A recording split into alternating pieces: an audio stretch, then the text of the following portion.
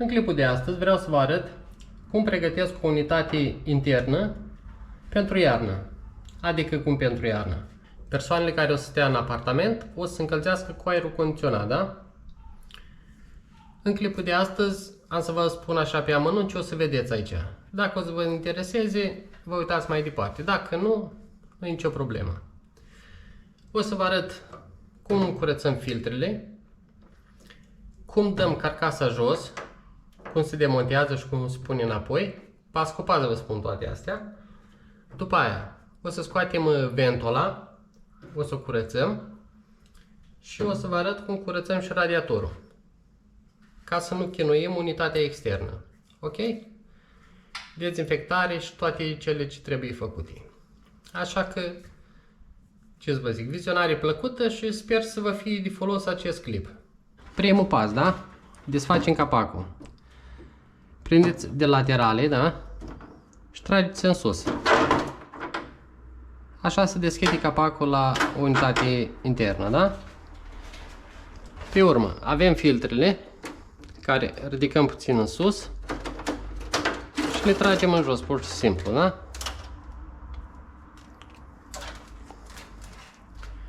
Așa, asta le dăm departe acum. Pentru a scoate toată carcasa asta, trebuie să faceți, aveți nevoie de o șurubelniță, da? Aveți aici un șurub, sper să vadă, și în partea asta la altă un alt șurub. La alte unități, la alte mărci, da? O să găsiți șuruburile în partea asta de jos de aici. Doar că o să fie acoperite cu un dop de silicon, ceva de genul. Ori au doar două aici și unul aici pe mijloc. Sper să vadă ce arăt. Facem șuruburile.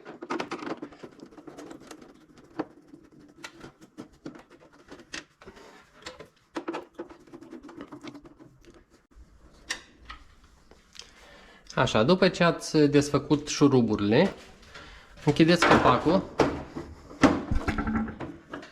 Sus, deasupra, sunt 3 cleme.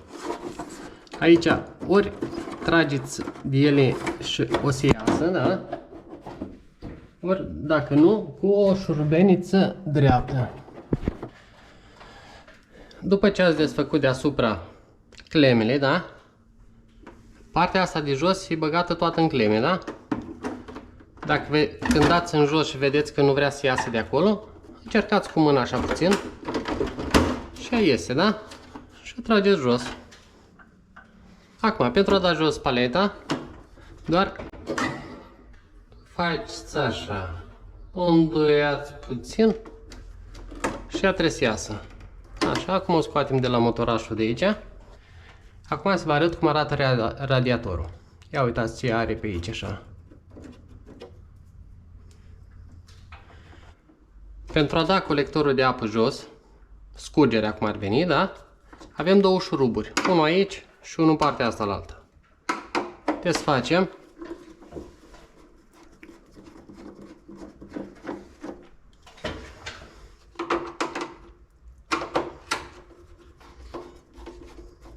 Așa, după ce am desfăcut șuruburile, vedeți că acest colector este încastrat, da? Este încastrat, are niște cleme. Vedeți, trageți puțin de partea asta de aici, sper să vedeți, da? Și el ar trebui să iasă afară.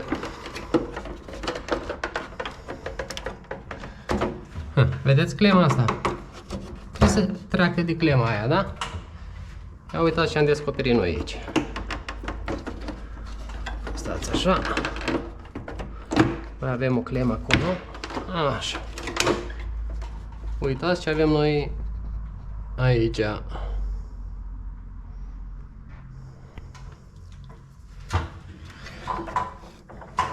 Pentru a da jos tot colectorul de apă, da? Noi trebuie să deconectăm acest furtun de aici. Acum depinde la fiecare cum este prins asta. Că dacă este doar prin forțare, e bine. Dar dacă e lipit, o să fie o problemă, da? Eu am să încerc ușor așa să-l scot. Să vedem, poate iese la mână acum. Așa, a ieșit la mână. Acum, scoatem motorașul de aici, care avem un șurubel, da? Și acum am scos vasca, da? Uitați ce murdare este. Iar acum, pentru a da ventul la jos, haideți să vă arăt cum faceți ca să nu avem nicio problemă, da? Avem un șurub aici, care trebuie să-l desfacem. Unul în partea aia de la altă mai sus. Așa, și unul aici. Sper să se vadă, da?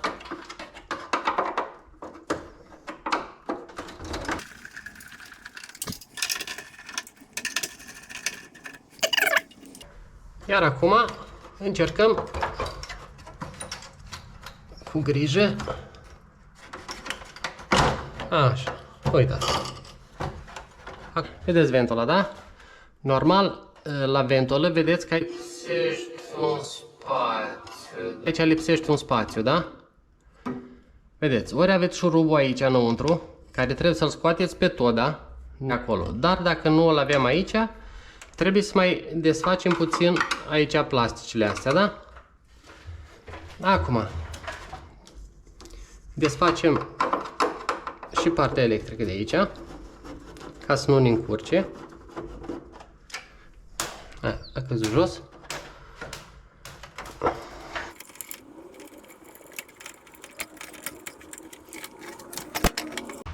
Așa, acum după ce am desfăcut și partea electrică de aici, mai avem un șurub aici, da? Acum e puțin mai complicat, deoarece noi trebuie să ridicăm plasticul acesta, să-l dăm puțin peste cap, că avem șurubul care ne dă voie ca să scoatem ventul ăla, da? El trebuie să fie aici, așa, de desubt. Haideți ca să vă arăt.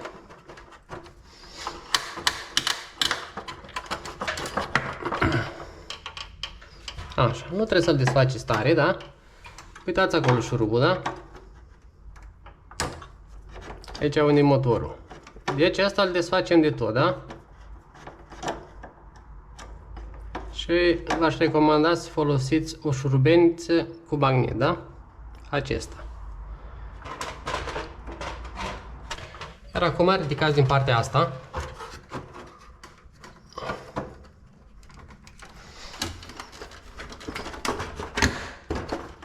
Uitați, și ea vine. Deci are garnitura asta aici. Asta se scoate. Uitați-o.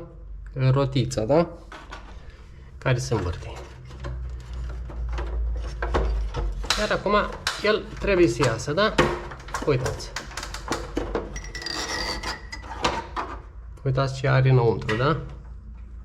Cam așa arată interiorul la un aer condiționat. Ca să înțelegeți. Și îl lăsați așa că nu se întâmplă nimic acolo. Acum, haideți să vă arăt rezultatul la ce am găsit noi acolo, da?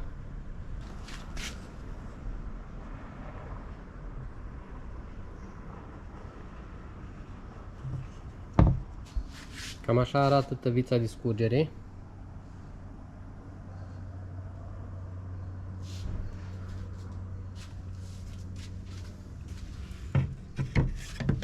Arată carcasa, da?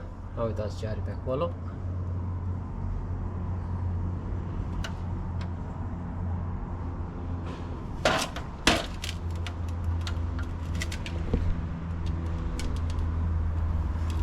Acum cu toate astea o să mergem să le spălăm.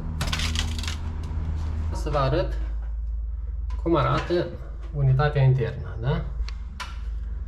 Uitați ce e acolo. Bacterii, toate cele, da? Uitați ce e aici.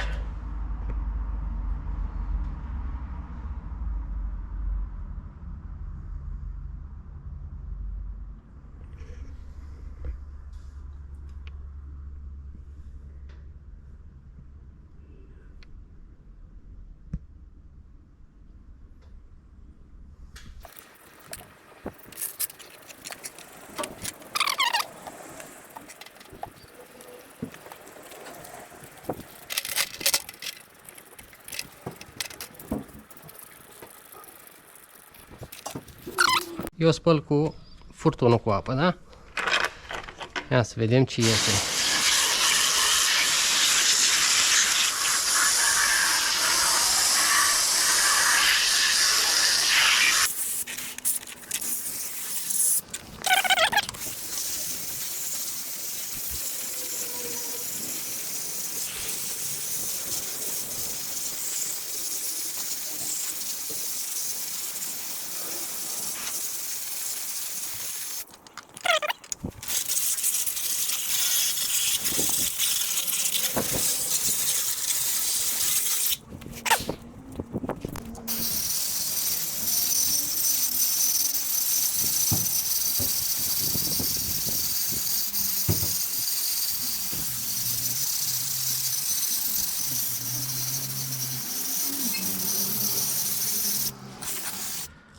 Haideți să vă arăt ventola cum arată după spălare.